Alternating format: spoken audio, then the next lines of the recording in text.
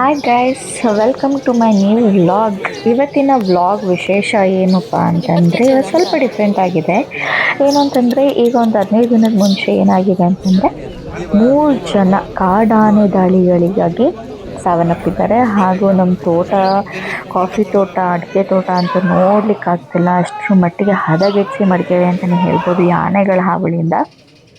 ಅದಕ್ಕೋಸ್ಕರ ಏನು ಮಾಡಿದ್ದಾರೆ ಅಂತಂದರೆ ನಮ್ಮ ಊರವರೆಲ್ಲ ಸೇರಿಕೊಂಡು ಪ್ರತಿಭಟನೆ ಮಾಡಿ ಈ ಕಾಡಾನೆಗಳನ್ನು ಅವರು ಕರ್ಕೊಂಡೋಗಿ ಕಾಡಿಗೆ ಬಿಡಲಿ ಅಥವಾ ಸಾಕಲಿ ಅಂತ ಹೇಳಿಬಿಟ್ಟು ಒಂದು ಫಾರೆಸ್ಟ್ ಆಫೀಸರ್ಗಳಿಗೆ ಅರ್ಜಿ ಸಲ್ಲಿಸಿದರು. ಅವರು ಸುಮಾರು 9 ಗಂಟೆಯಿಂದ ಮಧ್ಯಾಹ್ನ 2 ಗಂಟೆ ತನಕನೂ ಪ್ರತಿಭಟನೆ ಮಾಡಿದ್ದಾರೆ. ಅದಕ್ಕೆ ನಮ್ಮ ಈ ಮಾತಿಗೆ ಒಪ್ಪಿ ಫಾರೆಸ್ಟ್ ಆಫೀಸರ್ ಆಯಿತು, ನಾವು ಎಲ್ಲ ಆನೆಗಳನ್ನ ಕರ್ಕೊಂಡು ಹೋಗ್ಲಿಕ್ಕಾಗಲ್ಲ, ಆದರೂ ಒಂದು 3 ಆನೆಗಳನ್ನ ನಾವು ಕರ್ಕೊಂಡು ಹೋಗ್ಬೋದು ಅಂತ ಅಂದ್ಬಿಟ್ಟು ನಮಗೊಂದು ಮಾತು ಕೊಟ್ಟಿದ್ದರು. ಈ ಸ್ಟ್ರೈಕಿಂದ ಏನಾಗಿದೆ ಅಂತಂದರೆ ಸುಮಾರು 3-4 ಗಂಟೆಗಳ ಕಾಲ ರೋಡ್ ಫುಲ್ ಬ್ಲಾಕ್ ಆಗೋಗಿತ್ತು.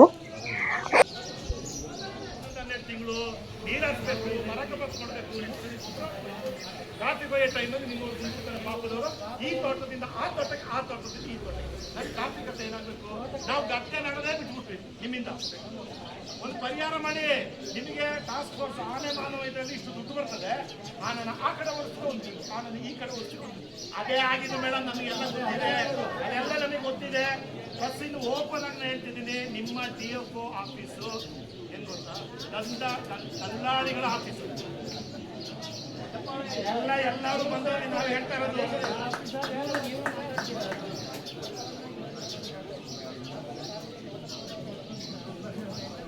ಆಫೀಸರ್ಗಳು ನಮ್ಮೊಂದು ಮಾತಿಗೆ ಒಪ್ಪಿ ಸುಮಾರು 5 ಆನೆಗಳು, 100-150 ಸಿಬ್ಬಂದಿಗಳು ಕೂಡ ಬಂದಿದ್ರು ಆನೆ ಹಿಡಿಯೋಕ್ಕೆ. ಹೌದು, ತುಂಬಾ ಕಷ್ಟ ಆಗ್ತಿತ್ತು ಪಾಪ. ನಿಜವಾಗ್ಲೂ ಈ ವಿಷಯದಲ್ಲಂತೂ ಮಾವುತದಿರ್ತಾರಲ್ಲ, ಮಾವುತದಿರಿಗೆ 2 ಗುಂಡಿಗೆ ಅಂತಲೇ ಹೇಳ್ಬೋದು.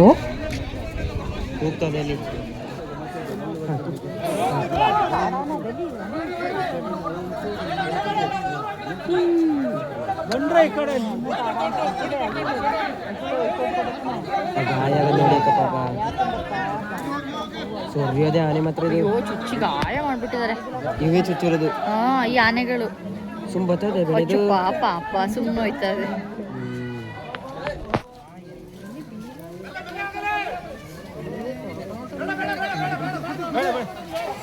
ಅಯ್ಯಯ್ಯೋ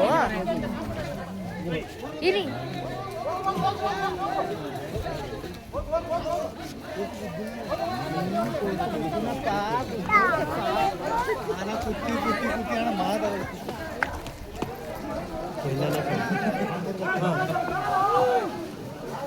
ಅಯ್ಯೋ ಪಾಪ ಆನೆ.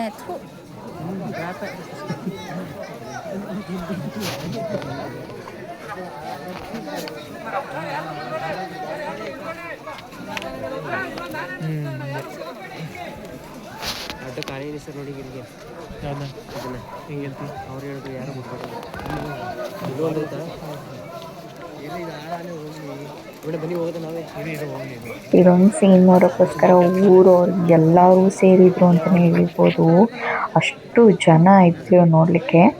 ಅದು ಪಾಪ ಕಾಡಾನೆ ಅಂತ ಹೇಳಿದ್ರು, ಅದು ಒಂದು ಜನಕ್ಕೆ ನೋವು ಮಾಡೋದಾಗಲಿ ಏನೂ ಮಾಡಿರಲಿಲ್ಲ. ಇವಾಗ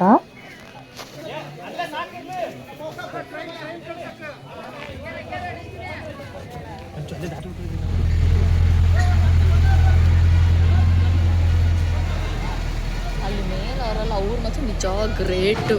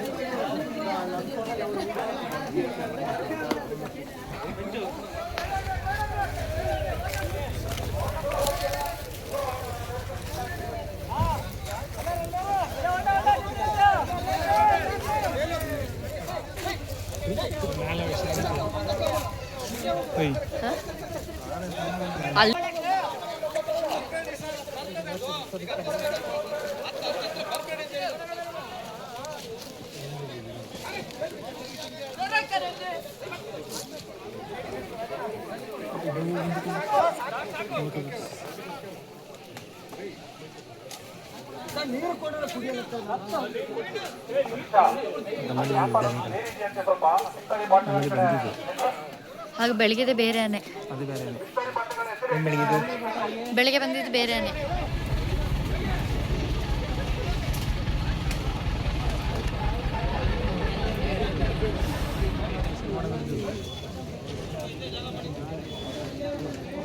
ಜಗಜಾರ ಅಲ್ಲಿಗೆ ಹೋಗ್ಬೋದು. ಇದಾಗಿತ್ತು ನನ್ನ ಇವತ್ತಿನ ಬ್ಲಾಗ್. ನಿಮಗೆ ಈ ವಿಡಿಯೋ ಇಷ್ಟ ಆಗಿದ್ರೆ ಲೈಕ್ ಮಾಡಿ, ಶೇರ್ ಮಾಡಿ, ಹಾಗೆ ಸಬ್ಸ್ಕ್ರೈಬ್ ಮಾಡೋದನ್ನ ಕೂಡ ಮರಿಬೇಡಿ. Thank you.